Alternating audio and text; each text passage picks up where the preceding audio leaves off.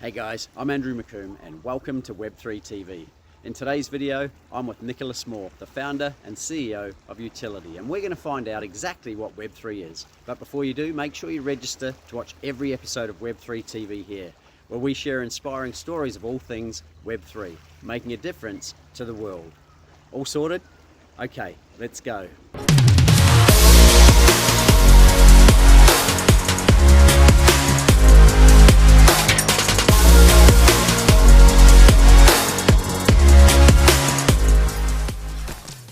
Hi, Nick. A massive question that everybody's asking is, what the hell is Web3?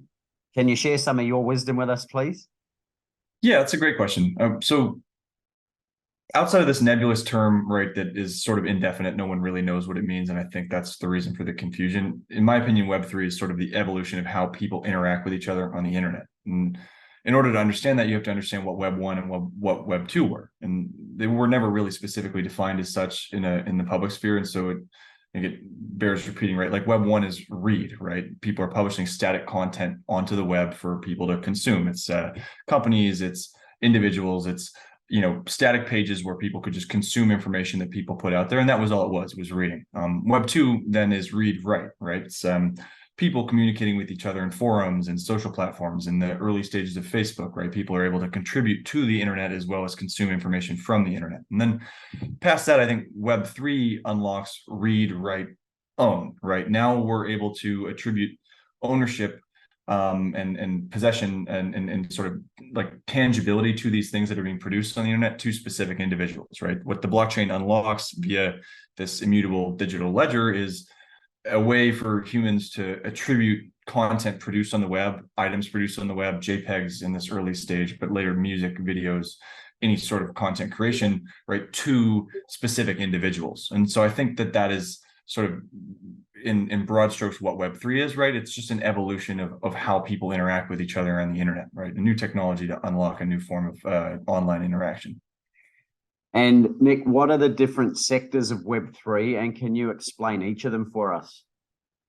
Yeah, it's a really good question. So Web3 is a big pie, and most people hear about are couple slices of this pie, right? Like, I think everybody in the news is familiar with like cryptocurrency, right? And it's sort of been effectively branded as a Ponzi scheme or a scam. And then the next most recent thing people were made aware of were NFTs, right? We're laughing about people owning monkey JPEGs, paying tens of thousands, hundreds of thousands of dollars for them. And I would say those are two parts, right? It's NFTs and cryptocurrencies. These are different tokens that can be created on the blockchain. People can own them. They're generally used for financial instruments. They're representing interesting unlocks in some cases for removing friction from the financial system, but in a lot of cases they shouldn't have been released in the first place. And I think represented a lot of people, some good actors, some bad, playing with this new technology. And that's a tiny slice of the pie. The rest of the pie, I think, gets more into the weeds, into the technology where it's not as interesting to talk about. Certainly doesn't garner as much clicks, but probably a lot more useful as time progresses. I think the untold story of Web3 is decentralized compute, right? Like for people familiar with systems architecture, internet architecture, like I came from AWS, Web3 offers an interesting alternative to file storage, where it's not on the blockchain, but it is decentralized file storage that is more inexpensive and more permanent than any file storage that exists on the back of large cloud providers like AWS today. The other part of this are protocols and foundations, right? So one of the interesting unlocks made possible by Web3 is moving aside away from the financial instrument use cases, right? It's this tokenization, commoditization of the ethereal, right? It's social platforms moving on chain and new governance for models for these things being unlocked, such that the organizations that power finance platforms, social platforms, right, your next generation of Spotify's, things like that, are operating on chain and operating in a decentralized fashion such that they're of better use to their users. And we can dig into that further later, and I won't rant to you too much, but that's how Web3 breaks down in my mind, right? It's sort of decentralized compute, decentralized governance, right? Some financial instruments down here, and sort of new means of people relating to each other on the internet. And what would you say are the fundamental values of Web3 technology and the pioneers, the creators, the developers, the entrepreneurs, and the consumers Because I feel like it's a bit of a movement over and above the technology. Right. Definitely. Right. Like I think, so the fundamental value I think that is driving most people forward in this world is sort of unlocking a user-owned internet, right? Like maybe what does the internet look like if it is created and owned by the people instead of sort of created and owned by several large centralized entities? I think, the mission that sort of has united most people who are participating in this space is, what would the world look like if the systems that we engaged with and lended value to operated solely in service of us, the people who are creating the value for the systems, as opposed to, in service of the profit margins of mega giga billionaires, right? And so, I think that that's sort of the North Star unlock for people is like, as we've moved toward a world where we're a little bit further under the boot as a population, right? Either be it at the hands of governments who are tyrannical or corporations who are needlessly extractive, right? Web3 sort of represents this better, more equitable future for people, whereby they're able to receive the benefit, a benefit more in accordance with their sort of, let's say, what they're able to lend as far as value to the world. And so I think that's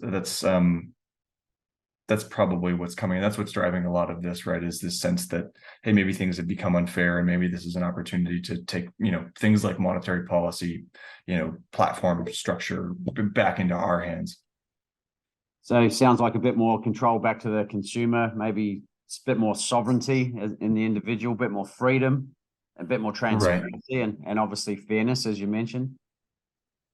Right. Exactly. I think what we'll see, and obviously not a lot of it is perfect today, right? Like it's obvious, seeing coverage of this space in its early infancy, that not all of it is eminently useful for people, and there's a lot of people here who are, I would say, to the extent that we're all a collective under this one moniker, which is pretty fragmented, right? It's like some people are bad actors, but I think the quote that I'd point to is, Paul Krugman in like 95 said that the internet will prove itself to be no more valuable or revolutionary an invention than the fax machine. It'll capture no more economic value than that. And I think it's like, it's hard to realize how world changing this technology is, until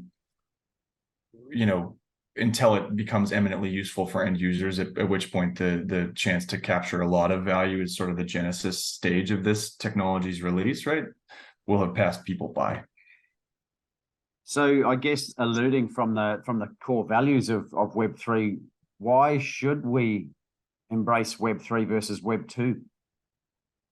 Yeah, that's a great question. So the best example I have to point to, I think, to make this tangible and real for people is a relatively new development. People are not liable to be aware of this, but it's something called the Lens protocol, right? What Lens lets you do, powered by this blockchain technology, is it allows you to own the social graph that you're creating on social platforms. And so what is a social graph? Social graph is your followers and your content, right, that you have put on the platform.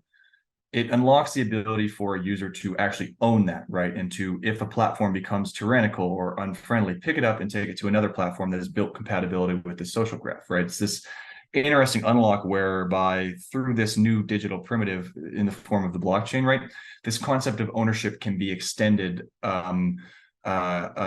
over new things like social graphs, right? Where, previously it's like, the internet is this service layer, right? We're all operating on the internet. Now with the blockchain, we're able to pull social graphs into this service layer where anybody can build on top of this social graph that's on the blockchain.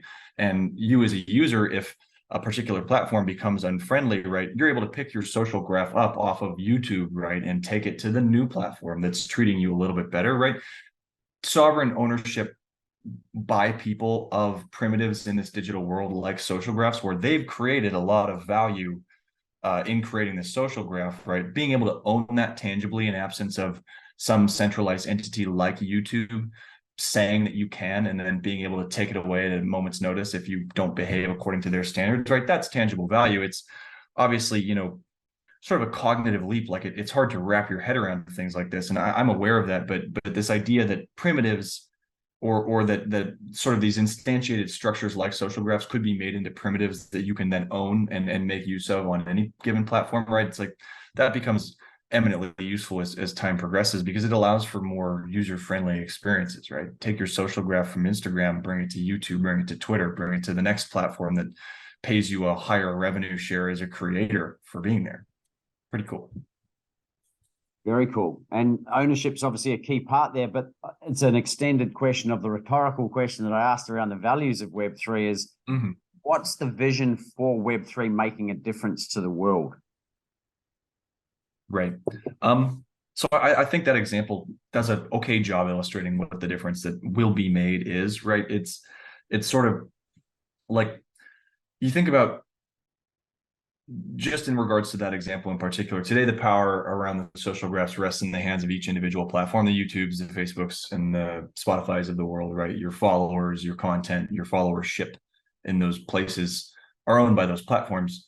The unlock in this particular scenario is, hey, now I as a consumer can own my social graph, can own my followers and my content in absence of any of these platforms choosing to continue to host me, and I can go take it to another platform, right? It's the same concept. Imagine that broadly applicable across this digital world, whereby I as a consumer who in most cases creating value for companies, I can own some share of that value that's being created. And the assumption, I think, predicating all of this is that, hey, look, you know, in absence of a lot of, let's say, user unfriendliness, right? When these technologies are made more accessible, then the value becomes, the value that I'm lending out to the world in this new digital world that I live in symbiosis with on my phone, and then later probably in AR and a VR headset, right? That value that I'm creating just by being there and being a person in that world, that's captured by me, right? Not necessarily some parasitic entity sort of that, sucks up that value and does with it what they wish to. And the challenges facing Web3 at the present?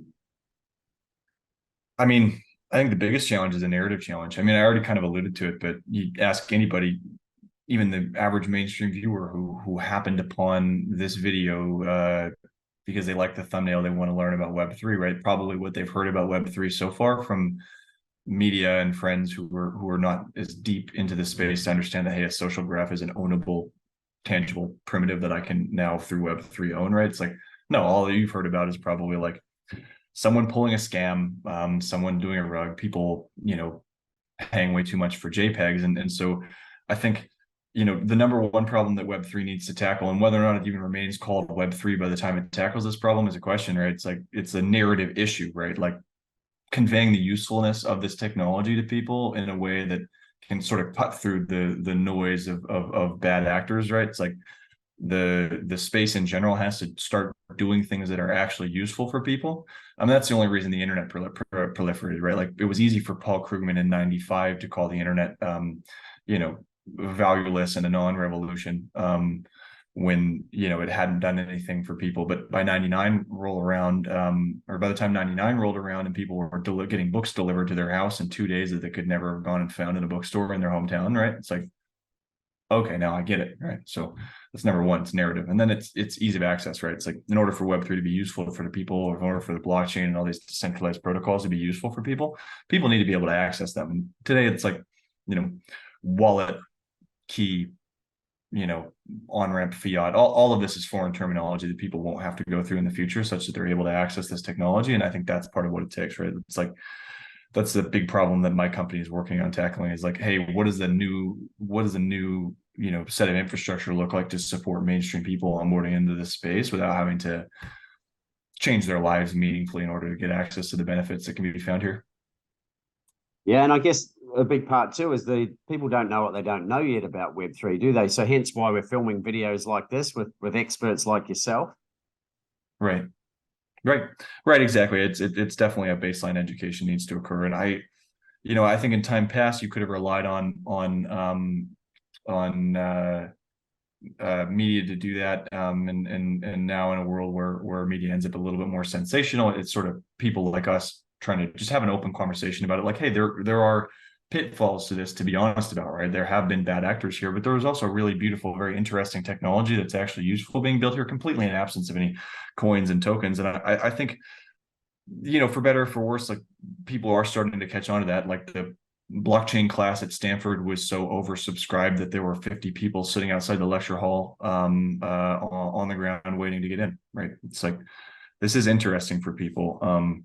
And so it's just incumbent upon the people who are here now to talk about the things that are actually interesting and useful, and then what's coming in a way where it's like, it's not just some new investment opportunity. It's not just some new way to go lose your money. It's not just some scam. It's like, nothing to do with finances at all. It's like, what if you could own your social graph of all your followers on a social media platform? That's insane. Absolutely. So much potential, so much unknown as well, I guess. And for the viewers out there, with Nick, with such a wealth of knowledge that you have from a utility perspective and also just as a thought leader perspective, guys, I've interviewed Nick in a frequently asked questions video that we've put together in relation to Web3. So if you'd like to get more information around Web3 and you want to get even more insight into these amazing emerging technologies, then I'll put a link for you here. Nick, we'll see you in the next video, mate. Appreciate your wisdom as always. And thanks for joining us on Web3 TV. Thank you very, very much for the time, Andrew. It's been a pleasure as always, and I hope to see you all in the next one. Well, there it is, guys. I hope you enjoyed this Web3 TV episode. If you've got any questions, leave them in the comments below. And remember, if you'd like to watch every episode of Web3 TV, visit the link below or subscribe to our channel. And remember to hit the bell icon so that we can notify you every time a new episode is released. I'm Andrew McComb, and I look forward to sharing more inspiring Web3 TV episodes, making a difference to the world. I'll see you soon.